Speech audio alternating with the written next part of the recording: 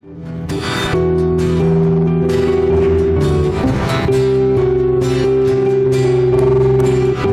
마르고 푸른 마르고 꽃은 시드나 주의 말씀은 영원해. 다 같이 박수 치면서 푸른 마르고 꽃은 시드나 주의 말씀은 영원해. 주의 말씀을 믿는 자, 주의 말씀을 믿는 자, 주의 구원을 얻으리. 주의 말씀을 행하는 자, 그의 능력을 보게 되리라. 아멘. 주의 말씀은 영원해. 주의 말씀은 영원해. 주의 말씀은 영원해. 주의 말씀은 영원해.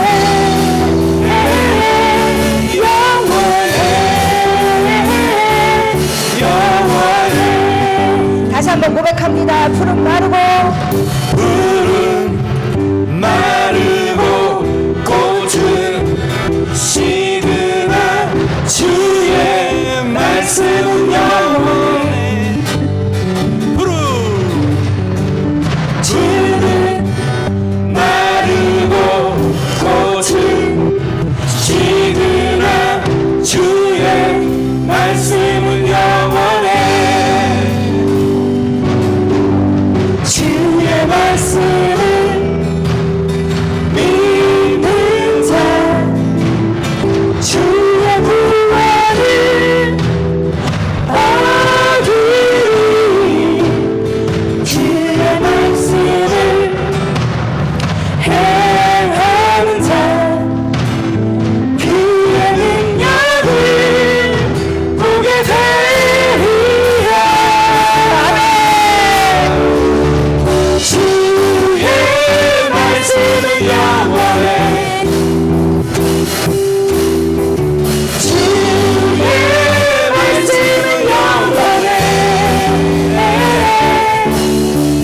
주의 말씀은 영원해.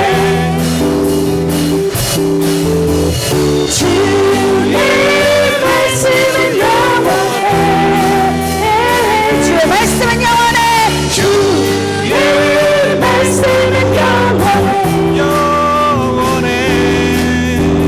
주의 말씀은 영원해. 주의 말씀은 영원해. 아멘.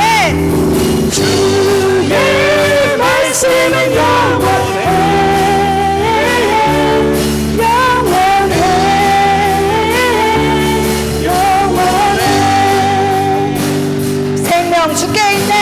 생명 주께 있네 능력. 생명 주께 있네 능력, 주께 있네 소망, 주께 있네 주 안에 있네. 생명 주께 있네 능력, 주께 있네 소망, 주께 있네 주 안에 있네. 생명 주께 있네 능력, 주께 있네 소망, 주께 있네 주 안에 있네. 생명 주께 있네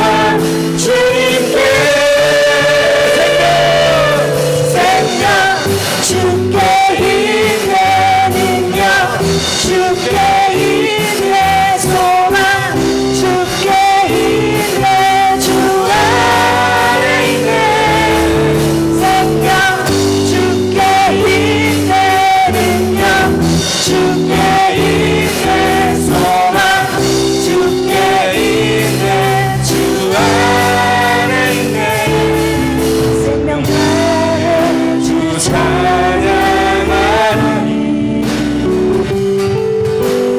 나의 주 찬양하니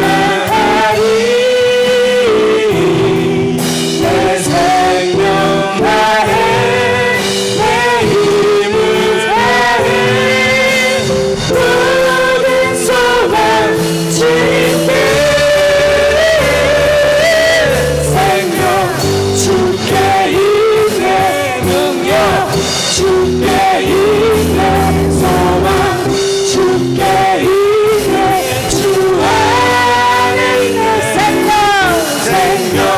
주께 있네 능력 주께 있네 소망 주께 있네 주 안에 있네 생명 주께 있네 주께 있네 능력 주께 있네 소망 주께 있네 주 안에 있네 생명 주께 있네 능력 주께 있네 소망 주께 있네 주 안에 있네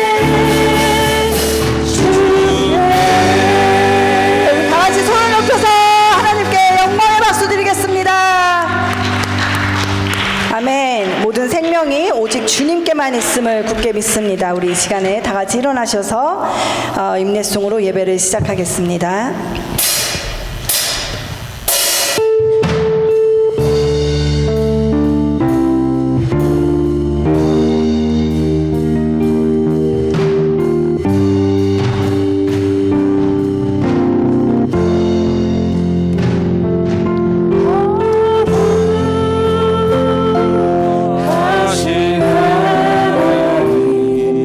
주께 감사드립니다.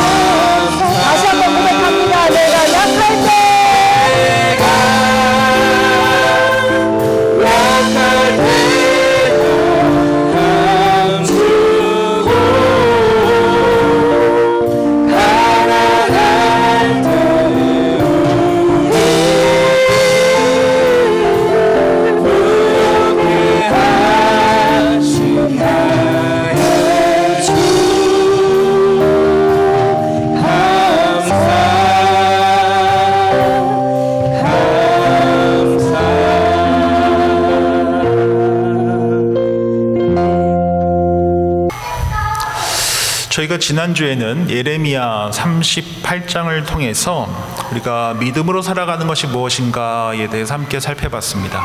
믿음으로 살아가는 것이 무엇이라고 했습니까? 예수님께서 십자가 앞에서 기쁨을 보셨다라고 하셨던 것처럼 우리 또한 삶을 살아가면서 마주하게 되는 큰 산 앞에서 압도되지 아니하고 오히려 하나님께서 나를 위해 예비하고 계신 것들을 믿음의 눈으로 바라보며 기쁨을 발견하는 삶이다라고 했습니다. 우리 저와 여러분들 가운데 기도 제목이 있을 줄 압니다. 또 마주하고 있는 어려움이 있을 줄 압니다. 그러나 그 큰 어려움이라고 하는 그 산 앞에 압도되기보다 그 안에서 그 앞에서 기쁨을 발견할 수 있는 하나님께서 행하실 것들을 기대하며 살아갈 수 있는 저와 여러분들이 되었으면 좋겠습니다. 또 하나 기억하셔야 될 것은 믿음으로 살아간다라는 것은 정직하게 살아가는 것이다 라고 했습니다. 눈앞에 있는 것을 문제를 거짓말을 통해서 넘어가려고 하는 것이 아니라 오히려 정직하게 마주함으로 양심에 화인 맞아서 양심이 작동하지 않는 인생이 아니라 선한 양심으로 정직하게 살아갈 수 있는 그런 믿음의 삶 살아갈 수 있는 우리 귀한 성도님들 한 분 한 분 될 수 있기를 주의 이름으로 축원합니다. 우리가 성경 공부를 할 때 두 가지 방법이 있습니다. 첫 번째 방법은 창세기부터 요한계시록까지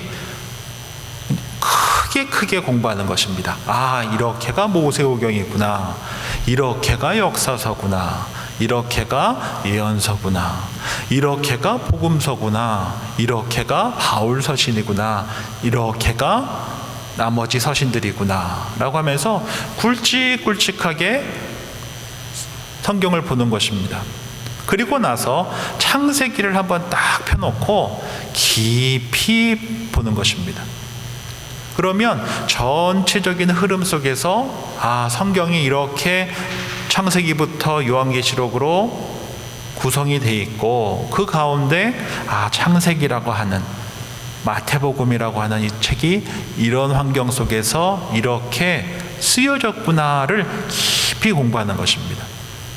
그래서 우리 귀한 성도님들이 박창영 목사가 어떤 의도로 지금 설교를 시작했는지 작년 6월부터 또 왜 제자반에서는 그 책 한 권 갖고 막 6개월 넘게 계속 공부를 하는지 좀 생각해 보실 필요가 있습니다.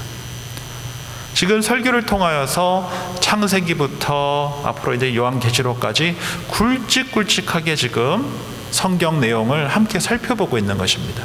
중요한 포인트를 중심으로 성경이 이렇게 구성되어 있고 하나님께서 이렇게 역사 속에서 말씀해 가시고 있구나를 함께 살펴보고 있는 것이고, 제자반을 통하여서는 우리가 마가복음을 통하여서 25번의 시간을 통해 깊이 아, 마가복음이 이것이구나. 그래서 마가복음만 봐도 자신감이 생기는, 아, 나 이거 한번 다 했어 라고 하는 그런 자신감을 가질 수 있게 하는 그 시간이 제자반입니다. 그리고 지금 로마서를 통하여서 참 모든 목사님들이 가능하면 로마서와 요한계시록은 설교를 잘 안 하려고 해요. 왜냐하면 어렵기 때문에. 저도 피하고 싶었습니다. 그럼에도 불구하고 로마서를 읽을 때 믿음이 무엇인지, 구원받는다는 것이 무엇인지를 깊이 알 수 있기 때문에 저희가 설교를 통하여서는 큰 그림을 함께 살펴보고 있고, 제자반을 통하여서는 깊은 우물을 파는 그러한 시간을 갖고 있습니다. 그래서 처음에는 족장시대라고 하는 그 창세기부터의 그 이야기를 보고 어떻게 하나님께서 하나님의 백성들을 만드셨는지, 거룩한 하나님의 백성을 만드셨는지 출애굽기, 레위기, 민수기를 살펴봤고, 또 여호수아, 사사기, 또 사무엘상하, 역대상하를 통하여서 이스라엘이 어떻게 형성되었고 어떻게 왕 중심으로 세워졌으며, 이제 대선지서 또 역사서를 통하여서 어떻게 하나님의 백성이, 이스라엘 백성들이 다 타락했는지를 살펴본 것입니다.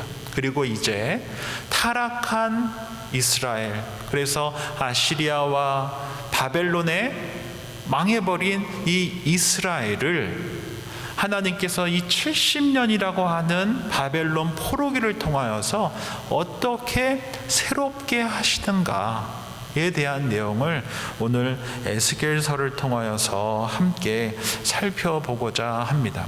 사실은 우리가 인생을 살아가면서 이 70년이라는 감옥과 같은 시간을 보냈다라고 하는 것은 굉장히 어려운 시간입니다.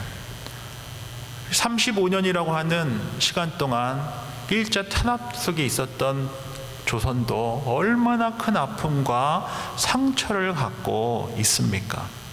그런데 70년이라고 하는 그 시간을 바벨론 포로로 살았고, 그곳에서 하나님께서 죄로 물든 이스라엘 백성들을 새롭게 하신 그 사건이 우리가 인생을 살아가면서, 믿음을 갖고 삶을 살아가면서 왜 중요한지 함께 살펴보는 복된 시간이 되었으면 좋겠습니다. 첫 번째로 우리가 이 에스겔 선지자를 통하여서 기억해야 할 것은, 하나님께서 이 70년이라고 하는 시간을 통하여서 이스라엘 백성이 그동안은 성전 중심으로 신앙생활을 해왔는데, 이제 성전이 없어져 버렸기 때문에 어떠한 공동체로 바꾸게 하셨습니까? 말씀이 중심이 되는 공동체로 바꾸는 그 시간이 바로 이 바벨론 70년이라는 시간이었다라는 것을 기억할 필요가 있다는 것입니다. 지금까지 이스라엘 백성들은 성전 중심으로 모였습니다. 그런데 이 70년이라고 하는 바벨론 포로기를 통하여서 말씀 중심 공동체로 변화가 되었다라는 것을 기억할 필요가 있습니다. 제가 오늘 본문인 4절 말씀 읽어드립니다. 또 내게 이르시되 너는 이 모든 뼈에게 대언하여 이르기를 너희 마른 뼈들아 여호와의 말씀을 들을지어다. 여기 보면 마른 뼈들아 라고 합니다. 이 마른 뼈가 어떻게 됩니까? 살아나는 내용이 오늘 바로 이 본문입니다. 이 본문을 통하여서 이스라엘 백성들이 마른 뼈처럼 죽어 있습니다. 그러나 하나님의 말씀이 임했을 때 어떻게 살아나는가, 그 내용을 담고 있는 것입니다. 에스겔서 1장 1절부터 3절을 소위 에스겔의 소명장이라고 합니다. 제가 이 본문을 읽어드리겠습니다. 30째 해 넷째 달 초닷새에 내가 그발 강가 사로잡힌 자 중에 있을 때에 하늘이 열리며 하나님의 모습이 내게 보이니 여호야긴 왕이 사로잡힌 지 5년 그 달 초닷새라. 갈대아 땅 그발 강가에서 여호와의 말씀이 부시의 아들 제사장 나 에스겔에게 특별히 임하고 여호와의 권능이 내 위에 있느니라 라고 말씀하고 있습니다. 지금 에스겔이 그발 강가에 포로로 붙잡혀서 같이 있다라고 말씀하고 있습니다. 바벨론은 이스라엘을 4차례에 걸쳐서 공격을 했습니다. 그리고 올 때마다 포로들을 데리고 갔습니다. 그래서 에스겔이 그발강가로 포로로 끌려갔던 그 시기를 소위 2차 공격계다라고 이야기합니다.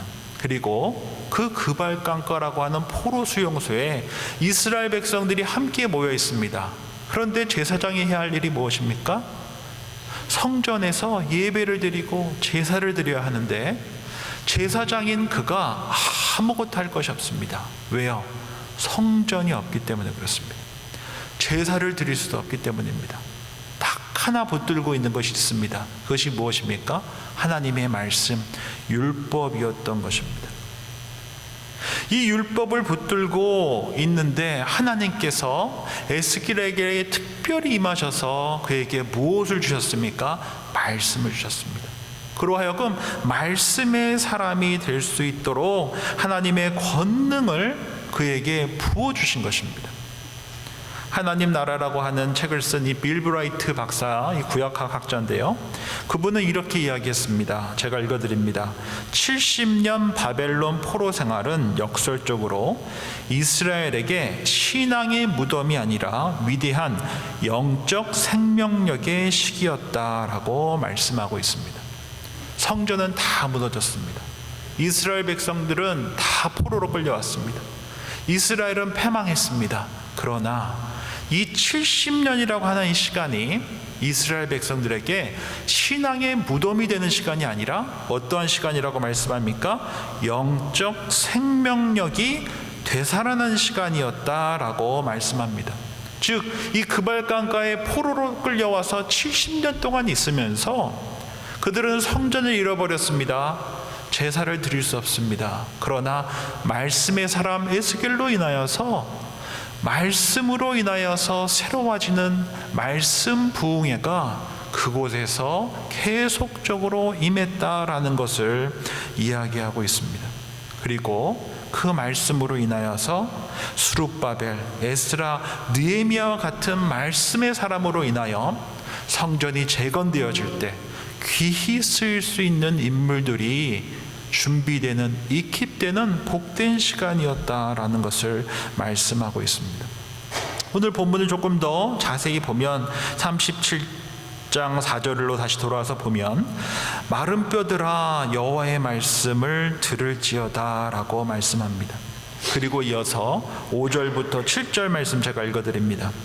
주 여호와께서 이 뼈들에게 이같이 말씀하시기를 내가 생기를 너희에게 들어가게 하리니 너희가 살아나리라.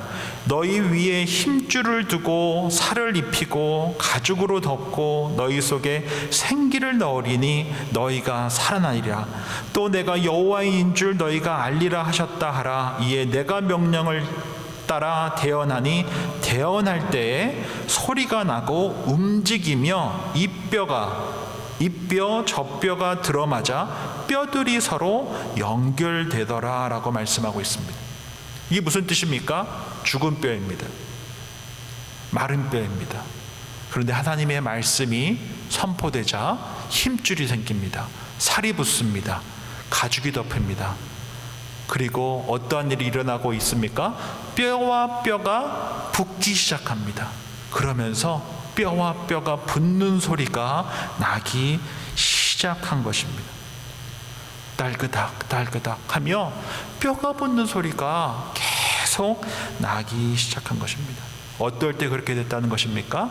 말씀이 대언되었을 때, 하나님의 말씀이 선포되자 죽었던 뼈가, 그 마른 뼈가 살이 붙고 가죽이 붙고 뼈가 붙으며 모양을 갖추기 시작했다라고 말씀합니다. 제가 베리안 장로교회에 와서 가장 먼저 한 말씀 사역이 바로 제자반입니다. 이 제자반을 통하여서 우리 귀한 성도님들과 이 뼈와 뼈가 붙는 그러한 소리를 듣고 싶었습니다. 말씀이 없으면 개인의 삶도 공동체도 소리가 나질 않습니다. 불평과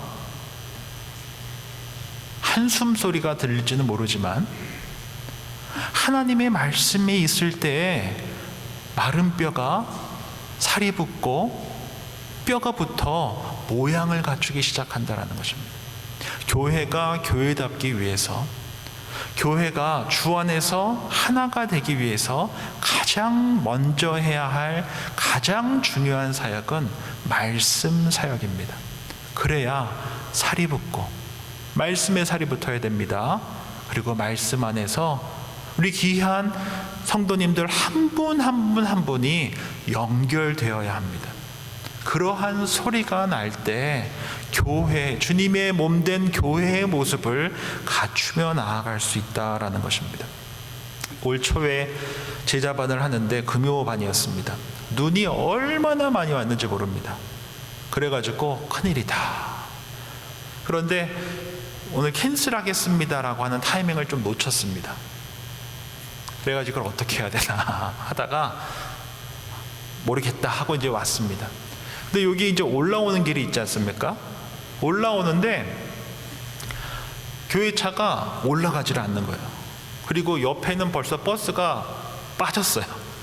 정말 어렵게 그냥 간신히 이렇게 올라와서 우회전을 해가지고 교회 왔는데 아무도 없고 발자국 하나 없는 그곳에서 혼자 한 30분 먼저 와가지고 기도하면서 카톡으로 캔슬하겠습니다를 할까 아니면 한번 기다려볼까 하다가, 오렐리아 분들은 아무래도 오시기가 어렵지 않겠습니까? 그래서 못 오시겠다고 다 연락을 주셨고, 뭐 따로 연락을 드리지 않았는데 대부분 다 오신 것입니다.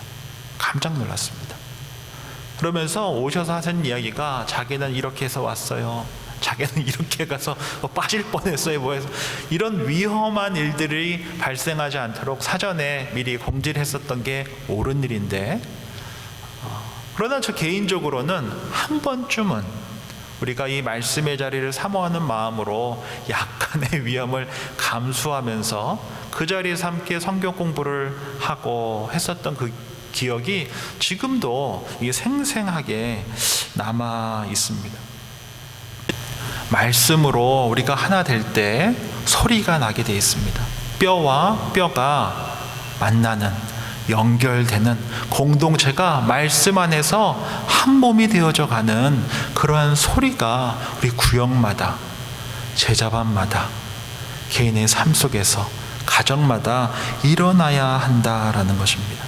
그러할 때 교회의 모습을 주님께서 기뻐하시는 교회의 머리 되신 주님과 몸 되는 우리가 말씀 안에서 하나 되고 말씀에 살이 붙고 뼈와 뼈가 만나며 연결되며 그러한 기쁨의 소리, 말씀으로 인해서 행복한 소리, 말씀으로 인하여서 아름다운 고백들이 만들어지는 소리가 날 수 있다라는 것입니다. 또 하나 우리가 기억해야 할 것은, 특별히 이 에스겔 선지서를 통하여서 하나 더 기억해야 될 것은, 우리가 말씀으로 살을 붙여야 됩니다. 그리고 뼈와 뼈가 붙어야 됩니다. 동시에 주의 말씀을 들은 우리가 머리에서부터 가슴까지 오는 데에는 기도가 필요합니다. 하나님의 말씀으로 우리가 지적인 동의가 있을 수 있습니다. 지진이 먼저 머리에서 일어날 수 있습니다. 근데 이 머리에서 가슴까지 오는 데에는 우리 귀한 성도님들의 개인의 기도와 우리 귀한 공동체의 중보 기도가 너무나 필요합니다. 사람은 지적으로 동의가 됐다고 해서 마음이 움직이지 않습니다. 동의는 되고 이해는 하지만 마음까지 오는 데는 굉장히 오랜 시간이 걸립니다. 무엇이 머리에서 가슴까지, 가슴에서 손발까지 움직이게 합니까?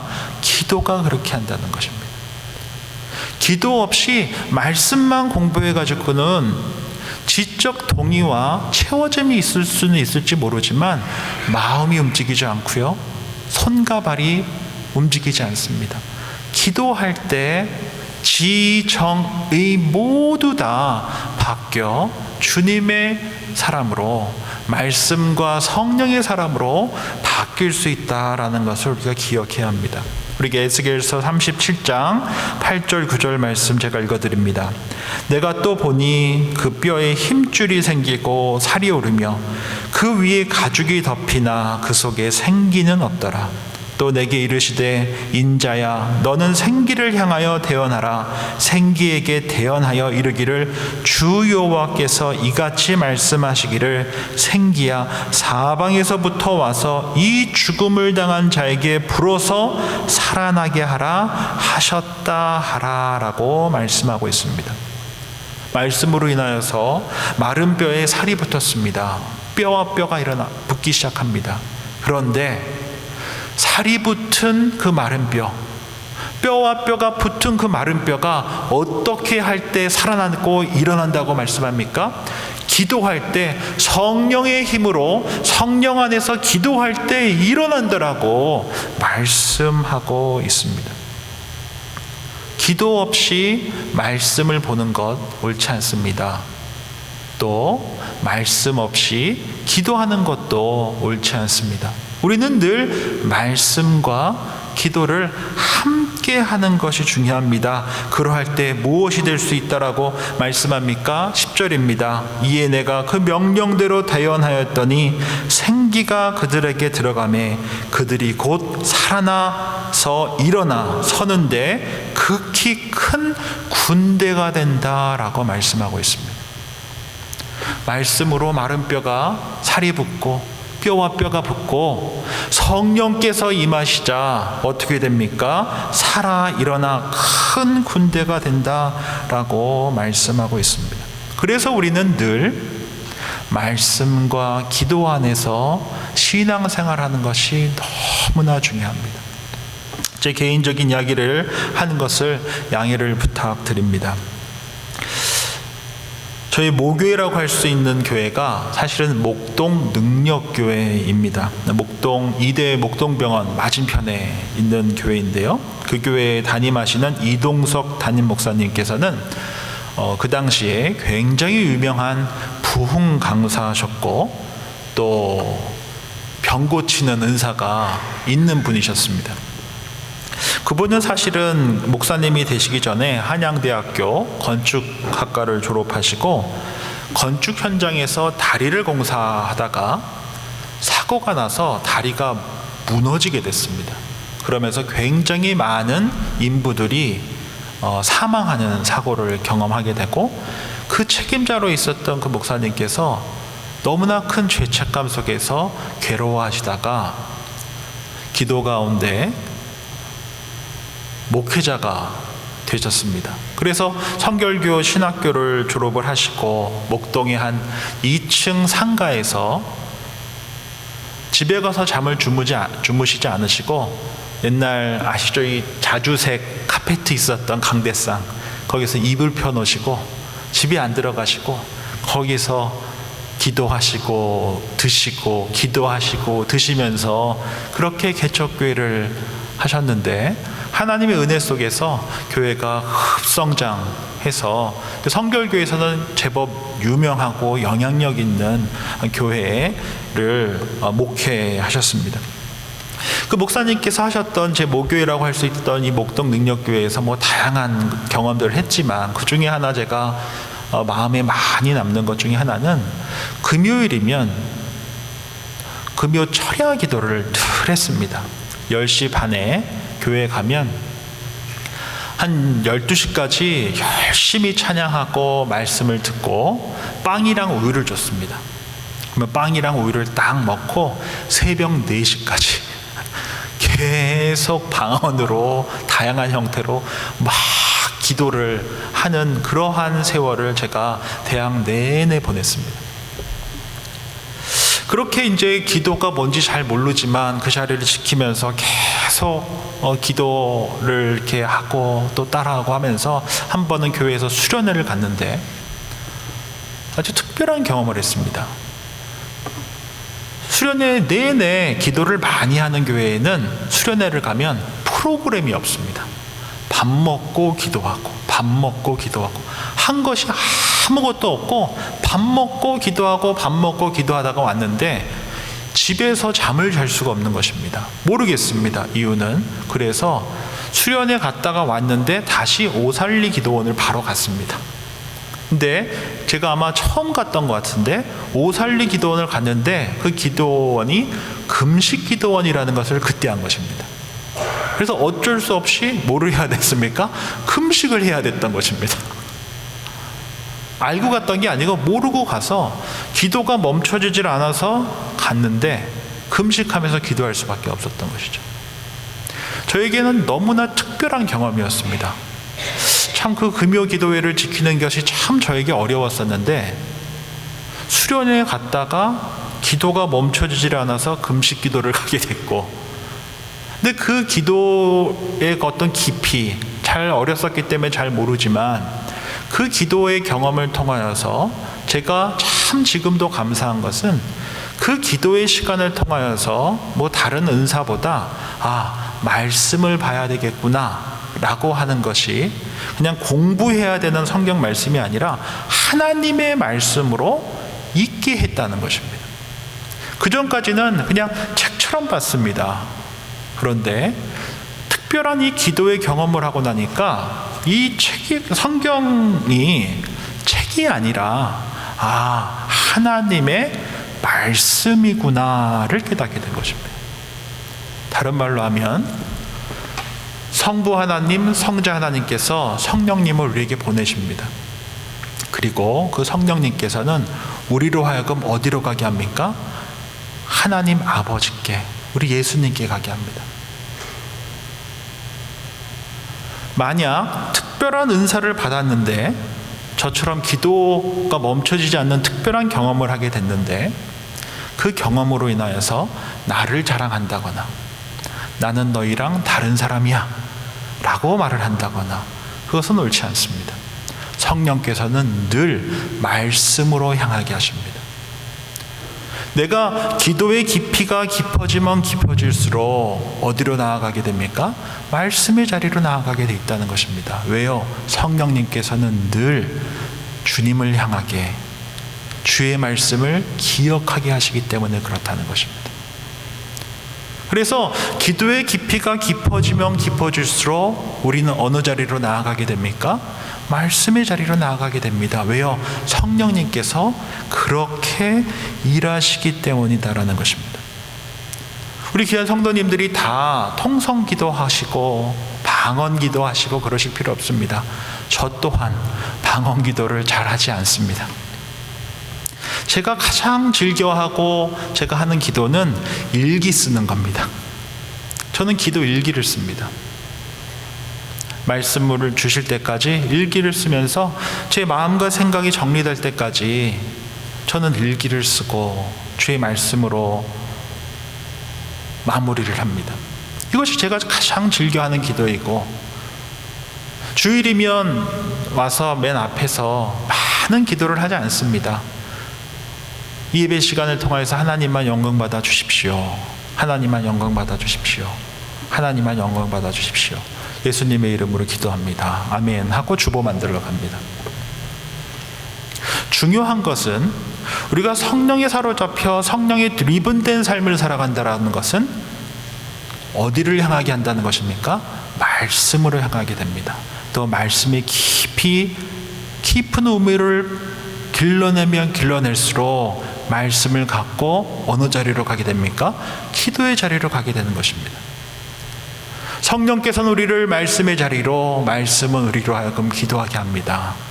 그래서 늘 우리는 말씀과 기도를 함께 해야 하는 것이지, 하나만 나 이만큼 알아 하고 나를 자랑한다거나 내가 이만큼 영적인 체험을 했어요 하며 나를 자랑하는 것은 하나님의 일이 아닙니다. 왜요? 성령께서는 하나님과 우리 주님을 비추시고 우리 주님께서는 우리로 하여금 성령 안에서 기도하도록 안내하시기 때문이다라는 것입니다. 저는 그래서 우리 귀한 성도님들이 우리가 주일 예배 때마다 무슨 기도를 드립니까? 주님의 기도, 주의 기도를 드립니다. 이 주의 기도를 암송처럼 하셔서는 안 됩니다. 진심을 담아서 기도하셔야 됩니다. 왜요? 우리 주님께서 가르쳐 주신 유일한 기도가 주님의 기도이기 때문입니다. 그리고 이 주님의 기도를 드리실 때마다 진심을 담아서 주님께서 왜 이 기도를 우리에게 가르쳐 주셨을까? 라고 하는 깊은 마음을 갖고 주의 기도를 드리는 것이 너무나 중요합니다. 하늘에 계신 우리 아버지, 이름이 거룩히 여김을 받으시오며 하나님의 나라가 임하옵시오며 뜻이 하늘에서 이루어진 것 같이 내 삶의 장에서도 이루어지게 해주십시오. 이것이 첫 번째 가장 중요한 단락입니다. 하늘에 계신 우리 아버지, 하나님께서 우리 아버지십니다. 제 삶이 주의 이름을 거룩하게 하며 살아가는 삶 살게 해주십시오. 내 삶의 장에서 하늘의 뜻이 이 땅 가운데 임하는 통로로 살아가게 해주십시오 라고 기도하는 것입니다. 무엇입니까? 하나님께서 누구시고 내가 누구인지를 하나님 앞에서 전심으로 고백하는 것입니다. 그리고 나서 기도를 드리는 것이 무엇입니까? 우리에게 일용할 양식을 주십시오. 먹고 사는 것이 주님께 있음을 매일의 삶 속에서 고백하며 살아가게 해주십시오. 우리 주변에 있는 하루에 대한 고민을 갖고 내일에 대한 근심을 갖고 살아가고 있는 우리 지체가 있더라고 한다면은 일용할 양식으로 먹여주십시오. 먹고 사는 문제를 주님께 올려드리는 것입니다. 그리고 우리가 죄 지은 자를 사하며 살아가게 해주십시오. 시험에 들지 않게 해주십시오. 악에서 멀어지게 해주십시오. 라고 기도를 드리는 것이 무엇입니까? 주의 기도인 것입니다. 이 첫 번째 단락이 너무나 중요합니다. 왜요? 하늘에 계신 우리 아버지, 주의 이름을 거룩하게 하며 살아가는 제가 되게 해주십시오. 그리고 내 삶의 장에서 하늘의 뜻이 내가 살아가는 삶의 현장에서 일어나게 임하게 해주십시오. 라고 기도할 때 우리의 일용할 양식이 비록 조금 부족하더라도 어떻게 할 수 있습니까? 감사하고 자족할 수 있는 것입니다. 용서하지 못하는 누군가가 있다 하더라도 내가 한 번만 참으면 하나님의 이름이 거룩히 여김을 받을 테니 한 번만 참자.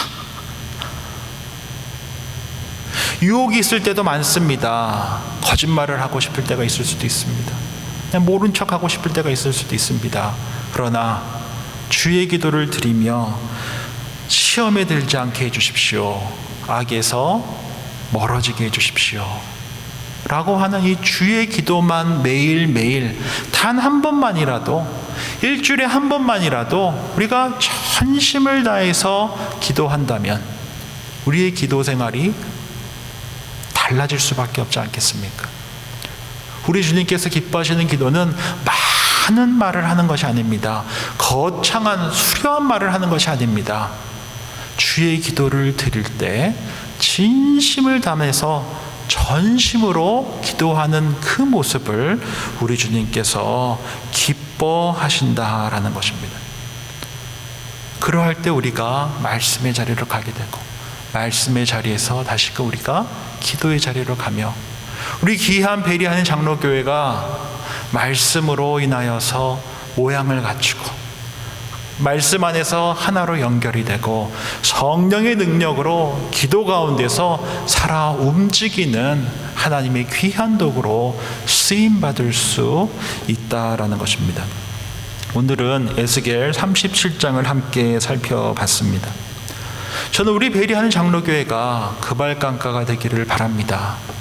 비록 이민의 삶이 녹록치 않지만 그곳에서 하나님께서 에스겔 선지자를 통하여 말씀으로 마른 뼈에 살이 붙고 뼈와 뼈가 붙어지는 놀라운 일들을 경험하게 하셨던 것처럼 우리 귀한 베리하는 장로교회가 말씀의 교회로 아름답게 세워질 수 있기를 바랍니다. 뿐만 아니라 기도의 자리를 지키며 그 기도의 자리 속에서 하나님의 귀한 말씀이 머리에만 머무는 것이 아니라 가슴까지, 가슴에서 손발까지 이뤄지는, 그렇게 마른 뼈가 살아나 주님의 귀한 공동체로 세워지는 그런 은혜가 우리 베리하는 장로교회에 있기를 주의 이름으로 축원드립니다. 기도하겠습니다.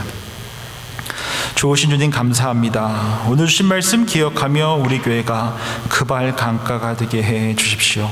그리고 바로 우리 교회에서 말씀의 사람들이 세워지게 해 주십시오. 말씀의 교회가 되게 해 주십시오. 기도의 소리가 끊어지지 않게 해주십시오. 그 기도 소리로 인하여서 마른 뼈가 살아나는 은혜가 임하게 해 주십시오. 그리하여 우리 베리하는 장로교회가 성령 안에서 말씀을 읽고 기도하며 마른 뼈가 살아나는 은혜를 경험케 해 주십시오. 생의 명령을 잃어버리고 하나님 없이 살아가던 이들이 돌아와 예수님을 구세주와 주님으로 영접하는 일이 일어나게 해 주십시오. 예배의 감격을 잃어버리고 살아가는 이들이 예배 현장 속에서 주님을 인격적으로 만나게 해 주십시오. 하나님의 임재를 통해 죄로 물든 자신을 바라보게 해 주십시오. 나의 고집과 지식으로 살아가던 삶에서 성령의 능력과 말씀으로 살아가는 일들이 일어나게 해 주십시오. 이러한 뼈가 붙는 소리가 가득한 배리하는 장로교회 되게 해 주십시오. 한 번 사랑하시면 끝까지 사랑하시는 예수님의 이름으로 기도드립니다. 아멘.